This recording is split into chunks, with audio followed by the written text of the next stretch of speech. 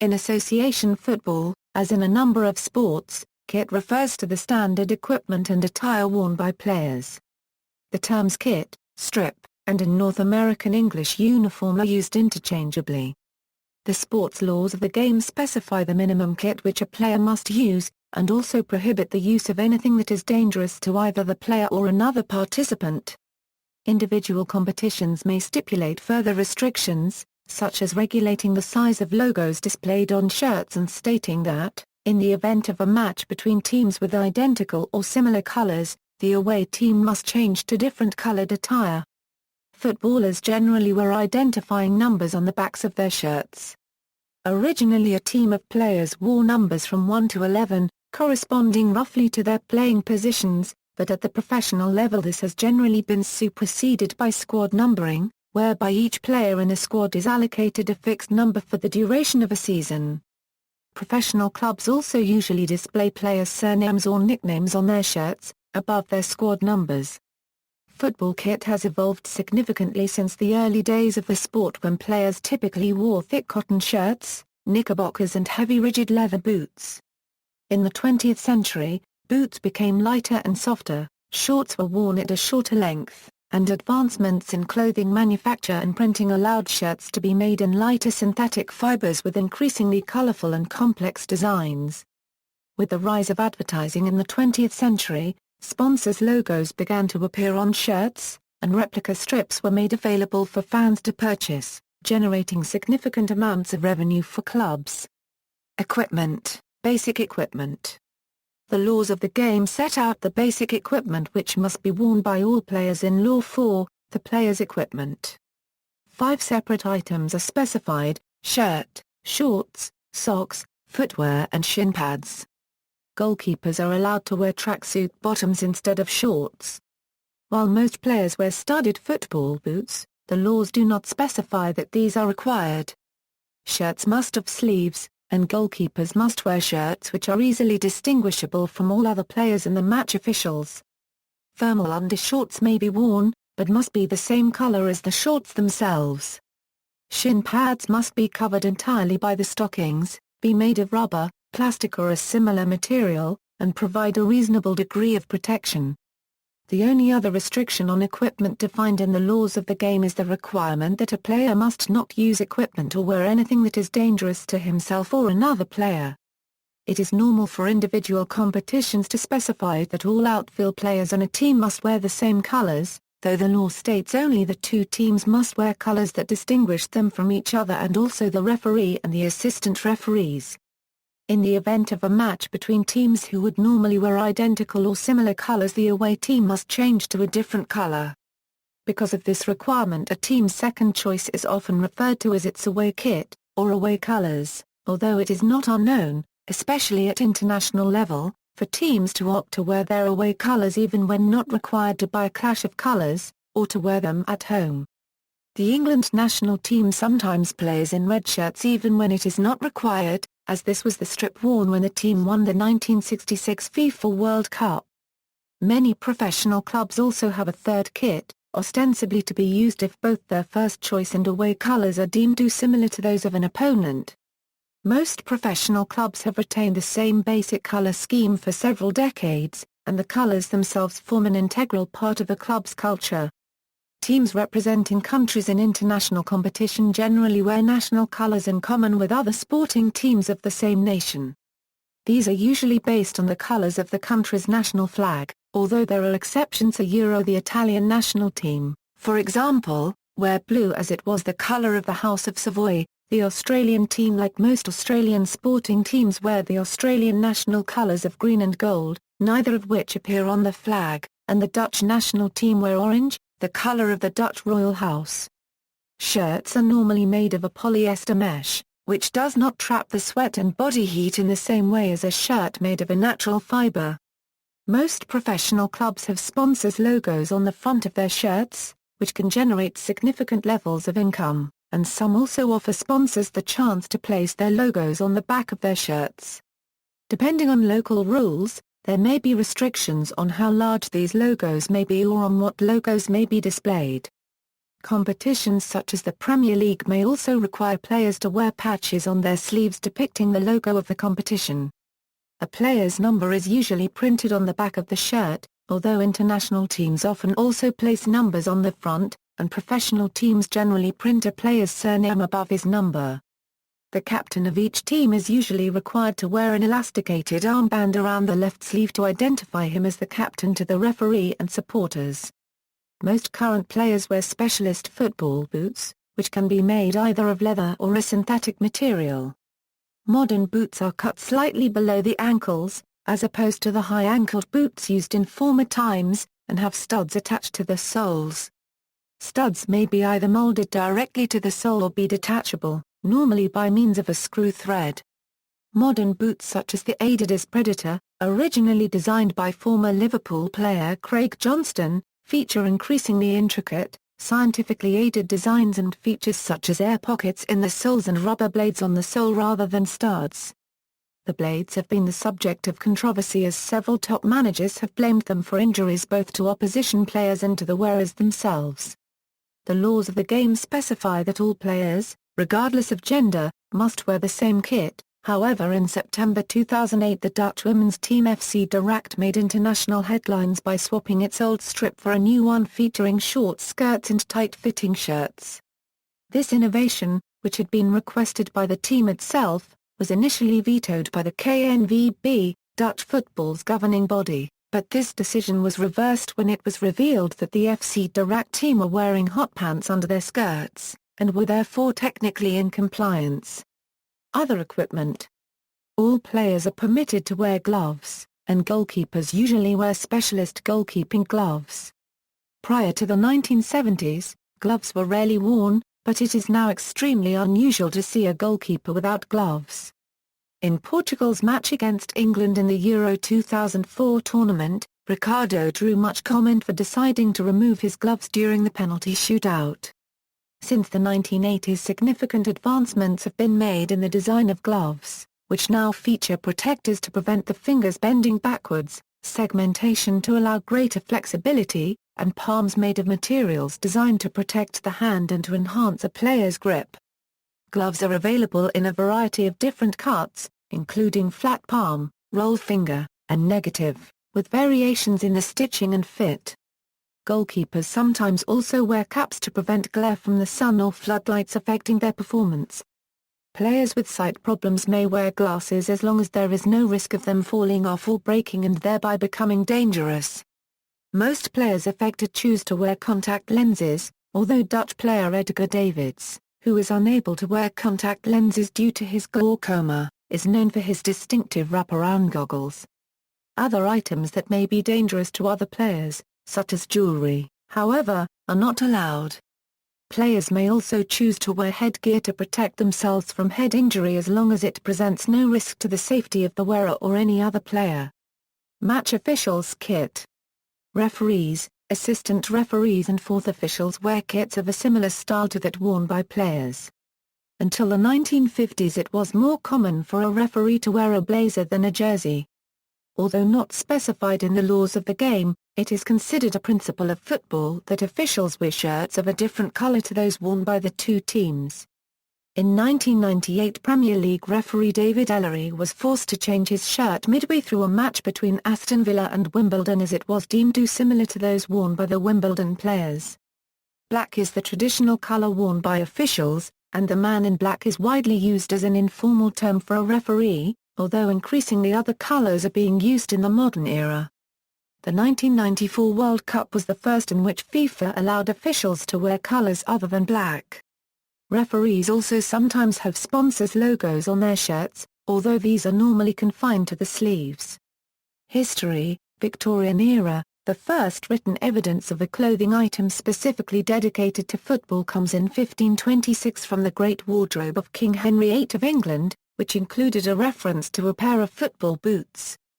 The earliest evidence of coloured shirts used to identify football teams comes from early English public school football games. For example, an image of Winchester College football from before 1840 is entitled "The Commoners Have Red and the College Boys Blue Jerseys," and such colours are mentioned again in a Bell's Life in London article of 1858. House sporting colours are mentioned in rugby football as early as 1845. No player may wear cap or jersey without leave from the head of his house. In 1848 it was noted at rugby that considerable improvement has taken place in the last few years, in the appearance of a match. In the use of peculiar dress consisting of velvet caps and jerseys, organised association football was first played in England in the 1860s, and many teams would probably play in whatever clothing they had available, with players of the same team distinguishing themselves by wearing coloured caps or sashes. This came to be problematic though, and an 1867 handbook of the game suggested that teams should attempt, if it can be previously so arranged, to have one side with striped jerseys of one colour, say red, and the other with another, say blue. This prevents confusion and wild attempts to wrest the ball from your neighbour. The first standard strips began to emerge in the 1870s, with many clubs opting for colours associated with the schools or other sporting organisations from which the clubs had emerged. Blackburn Rovers, for example, adopted shirts of a half design based on those of the team for former pupils of Malvern College, one of the schools where the sport had developed. Their original colours of light blue and white were chosen to reflect an association with Cambridge University, where a number of the club's founders had been educated. Colours and designs often changed dramatically between matches, with Bolton Wanderers turning out in both pink shirts and white shirts with red spots within the same year. Rather than the modern shorts, players wore long knickerbockers or full-length trousers, often with a belt or even braces.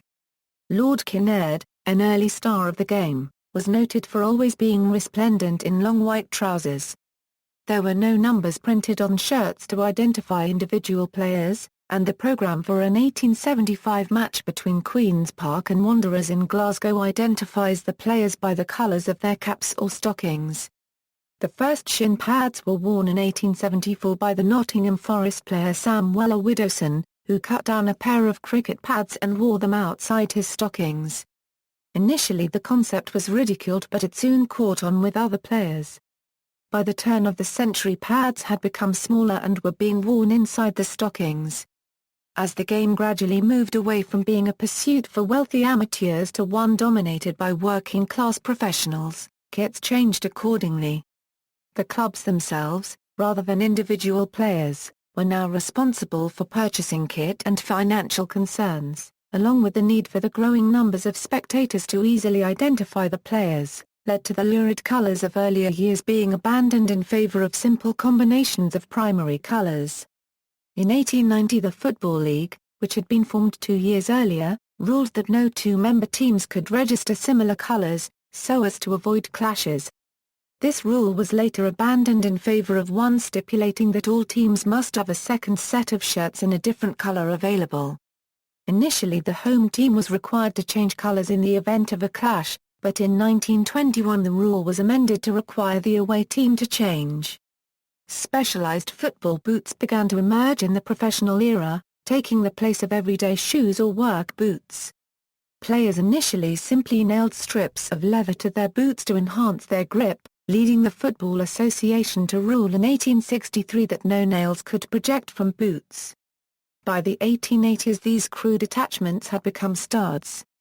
Boots of this era were made of heavy leather, had hard toe caps, and came high above a player's ankles. Early 20th century, as the game began to spread to Europe and beyond, clubs adopted kits similar to those worn in the United Kingdom, and in some cases chose colours directly inspired by British clubs. In 1903, Juventus of Italy adopted a black and white strip inspired by Notts County. 2 years later, Argentina's club Atlético Tico Independiente adopted red shirts after watching Nottingham Forest play. In 1904 the Football Association dropped its rule that players' knickerbockers must cover their knees and teams began wearing them much shorter. They became known as knickers, and were referred to by this term until the 1960s when shorts became the preferred term. Initially, almost all teams wore knickers of a contrasting color to their shirts. In 1909, in a bid to assist referees in identifying the goalkeeper amongst a ruck of players, the laws of the game were amended to state that the goalkeeper must wear a shirt of a different color to his teammates.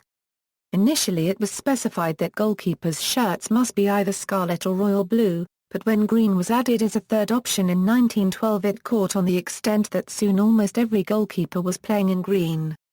In this period goalkeepers generally wore a heavy woolen garment more akin to a jumper than the shirts worn by outfield players. Sporadic experiments with numbered shirts took place in the 1920s, but the idea did not initially catch on. The first major match in which numbers were worn was the 1933 FA Cup final between Everton and Manchester City.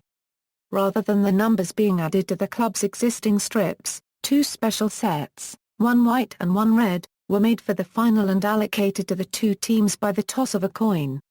The Everton players wore numbers 1 €11, while the City players wore 12 €22. It was not until around the time of the Second World War that numbering became standard, with teams wearing numbers 1 €11. Although there were no regulations on which player should wear which number, specific numbers came to be associated with specific positions on the field of play, a prime example being the number 9 shirt, which was usually reserved for the team's main striker. In contrast to the usual practice, Scottish club Celtic wore numbers on their shorts rather than their shirts until 1975 for international matches, and until 1994 for domestic matches.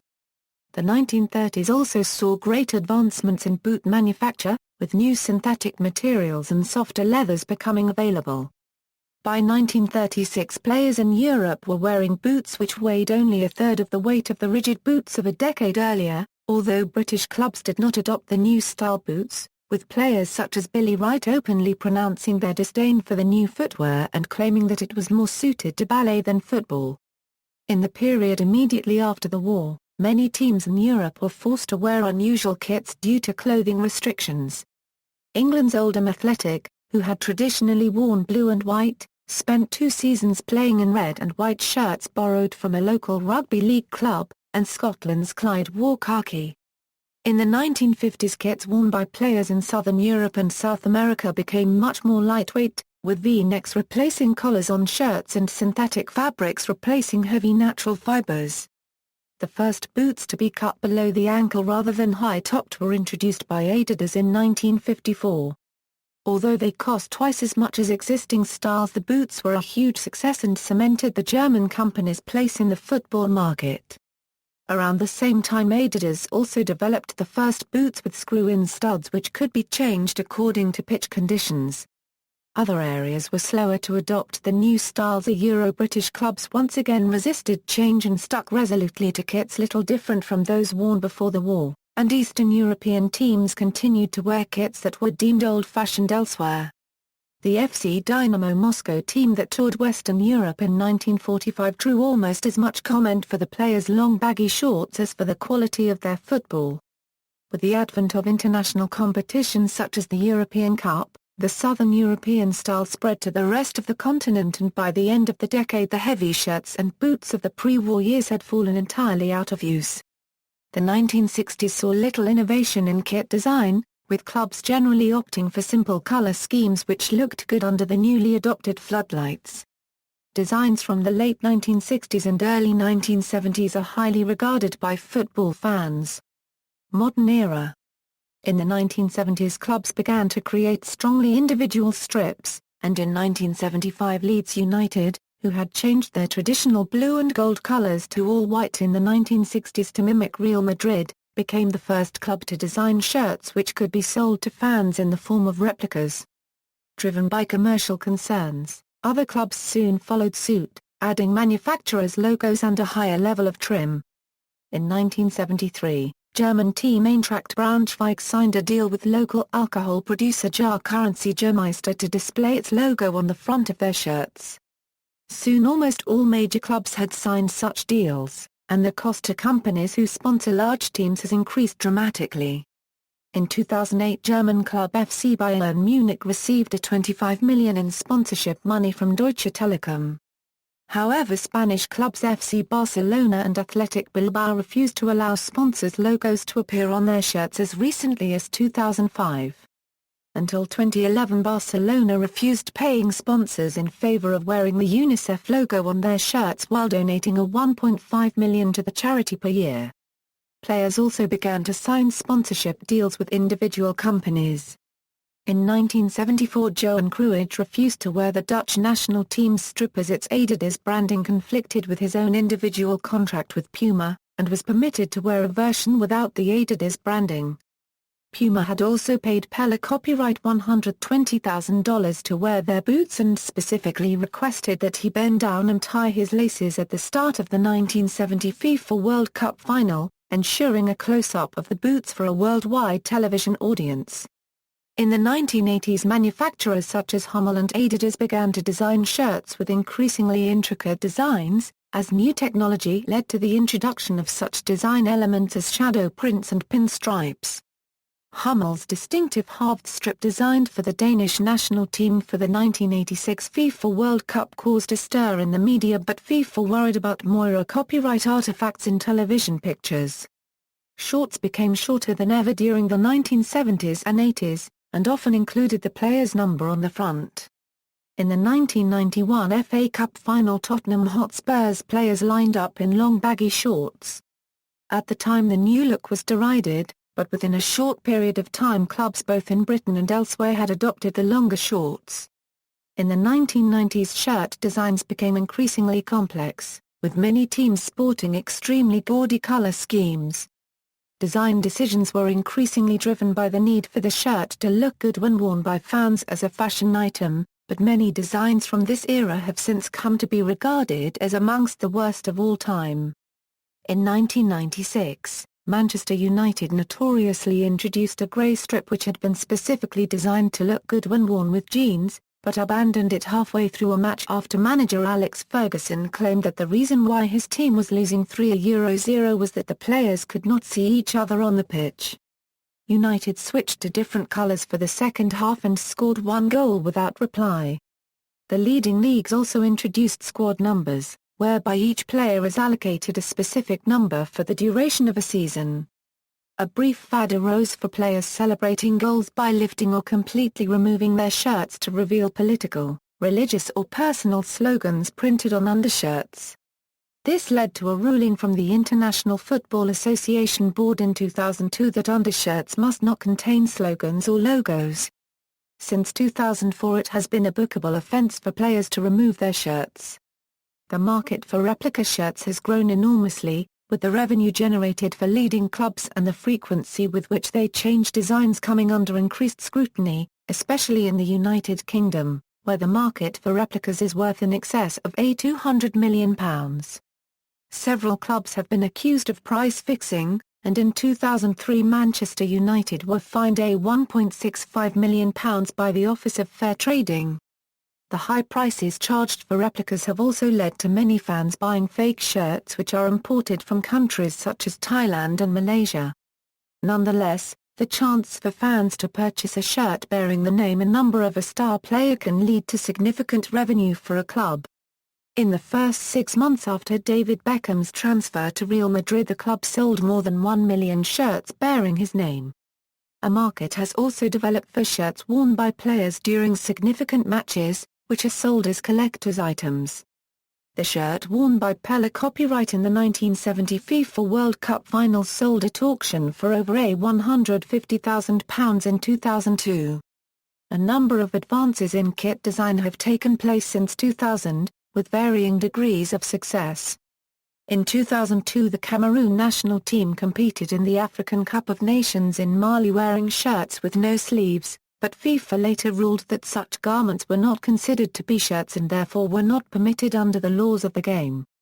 Manufacturers Puma AG initially added invisible black sleeves to comply with the ruling, but later supplied the team with new one-piece singlet-style tops. FIFA ordered the team not to wear the tops, but the ruling was disregarded, with the result that the Cameroon team was deducted 6 points in its qualifying campaign for the 2006 FIFA World Cup. A decision later reversed after an appeal. More successful were the skin-tight shirts designed for the Italian national team by manufacturers Kappa, a style subsequently emulated by other national teams and club sides.